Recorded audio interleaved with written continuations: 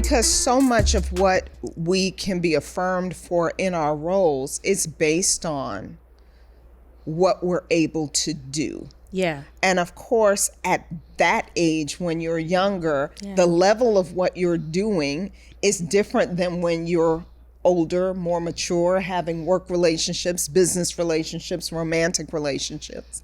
But you'd be surprised how many of your decisions can be conducted, like legitimately conducted, based on that need that's not yet turned around. Right? Yeah. And what it looks like when it's turned around is being able to recognize, first of all, it's not about the stuff that you do. It's about who you are and the appetite that you have and how you meet the need of that appetite. If that appetite is all about somebody affirming you, seeing you, believing you are brilliant, and being able to say to you, gosh, you are so smart. I don't know what I would have done if you weren't around.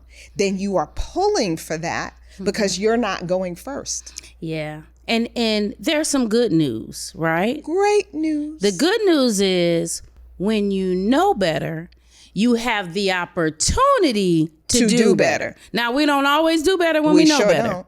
But you have the opportunity to do something different, to recognize what you're pulling for from others in your community, in your relationships, because this is not just romantic, y'all. This is even in your family relationships. Yep. This is in your friendships. If you find that you are the one that is always fixing things for everybody else, you're the one that always has to come to the rescue, it could be that you've created a tribe of people that need you. Now, that's the agreement that you have with them. And we talk about negotiated agreements. We always have unwritten, unspoken agreements with people who we are in relationship with. Now, marriage is a written contract, but when you are in business relationships, when you're in friendships, when you're in family relationships, you really do have contracts with those people. Negotiated agreements that say, this is how I show up and this is how you show up. Here are the rules. Here are the rules. The rules are, we go out, I pay.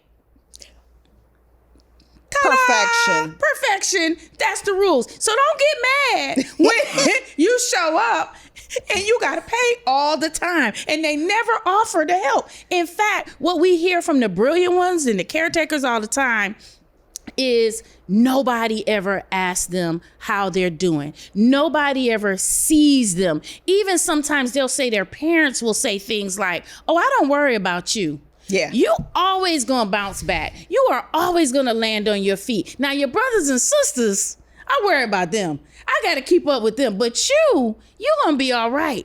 And meanwhile, that person is like in an ocean drowning, just because you might look like a swan on top of the water, but underneath you are pedaling because you didn't just get there by a miracle. You worked hard for where you are. And every day is a challenge.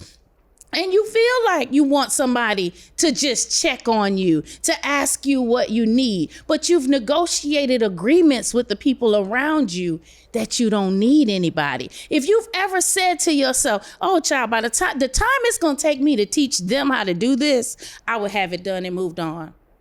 You need to be listening. So, sis, I went to Paris a couple of years ago. Oui, in Paris. And, I did a lot of interesting things. And one of the things that I did was I went to a concert for a brilliant, prolific writer, great mind of our time, rapper by the name of Nasir Jones. Do you know who that is? Nas. So I go to Paris. I go to a Nas concert in Paris. And after the concert, I go back to the hotel and we are in conversation. Yes. You were in conversation with Nas. Okay. And he's sitting next to me and we're talking and he says, So Doc, this is what you do. I said, what do I do? He said, the relationship thing. I said, yeah. He said, in one word, tell me what causes relationships to fail. And I said, self-management. And he looked at me and I looked at him eye to eye. He said, man, you did that. You did that. I didn't have to say lack of self-management. I didn't have to say poor self-management. I didn't have to say great self-management. He understood with that brilliant mind exactly what I was saying in that moment. And the thing that is interesting is a lot of things go right or go left based on our ability to manage ourselves. Manage your damn self. Manage your damn self. You know, how often do we look at situations and say, if they would just If act right, I wouldn't be cussing everybody out. if they just get it together, we'd have a better relationship. If they would just leave me alone, we'd be good. what? We often look at others and we look at situations and point the finger At the other person. at the other person. Even on the show, sis, right? Yeah. Put a ring on it. Couples come together, right? Trying to figure out whether or not they should be together after this long-term relationship. Yeah. And we've watched it. You and I discuss it as it's going on. And what we know is they come in like, if you could just fix her, Yeah. if you could just fix him. And what we know behind the scenes is like, if you could just fix your damn self. Just saying. Not saying that from a condemnation tone of voice. Not condemning. Not coming for you. No, because not remember, at all. Crystal has a self and Nicole has a self. And I got to manage my damn self all the time, every day. All the time. You know, in doing that show, so many people would come on, and bless them. It's a beautiful thing for a couple to say, we want to work with you because we feel like you're going to do what's necessary for the relationship. That is a very true statement because we hold the space for the relationship. The challenge becomes when the couple thinks the space that's being held is for you to fix the other person. Dr. Nicole, I need you to fix this person. I need you to fix him. I need you to fix her. Make him. Because that's not how it works. Right. It's not how it works. The power of the human condition is the fact that we have a level of power in our behaviors and in our actions. Yeah. Isn't it yummy to feel a sense of freedom? Like you're not living to the beat of everybody else's drum, because everybody's got a drum and everybody beats at a different cadence and has a different rhythm. So when you're just moving to the beat of your own drum, whatever sound you make, however you are moving to that beat is very different than the chaos of trying to do what everybody wants you to do. Oh, yes. That's why I say I love it. That's why I say I could just be me.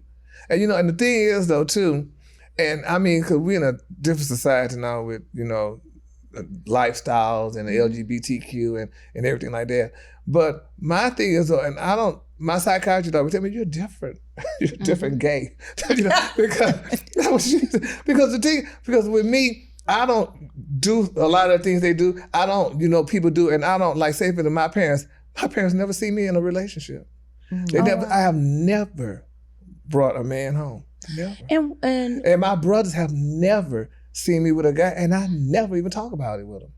Really? That's just me, because I was raised to respect myself and I respect my parents. Mm-hmm. You know, even though me and my parents, my dad is deceased now, but my mom and I, you know, honey, we live next door to each other. But Wow. I just don't believe, that's just me. You all I live just don't- next door to each Yeah, other, with and my- she's never met a partner. Because I don't bring guys home. I don't. Because I mean, and this, I know y'all, this might sound crazy. I know I may be going all over the place. But I mean, for me, one of the reasons why I never brought anybody home, because my thing is, in certain lifestyles, even during heterosexual lifestyles, too, you know, you switch mates. I'm not going to do all that bringing a different guy home every day. Oh, this is my friend. Oh, this Leroy, this Charles, this Bucky. No. Did he say Bucky? Bucky. So I'm not doing all that. So until I feel, and I haven't found, you know, just a good person yet, you know, I'm not going to do all that. You're not going to be exposed. It's just like, and I mean, this may sound crazy, it's just like a relationship, say, but I know a certain celebrity who dated guys, and this is a woman, she dated guys, you date these people and you're in a lifestyle, certain lifestyle, and then they want to be a star. Your ass was picking up trash, stay doing that. I'm the star, you pick up your trash, but we can still be together. You see, so I'm not going to sit here and do that and make you the star or what have you, and then you put me down or whatever. You know what I'm saying? People try to make maximize you or minimize you at least. You know, so until I get to where I want to be and think I got somebody that's more equal to me, I'll expose you, but not, no.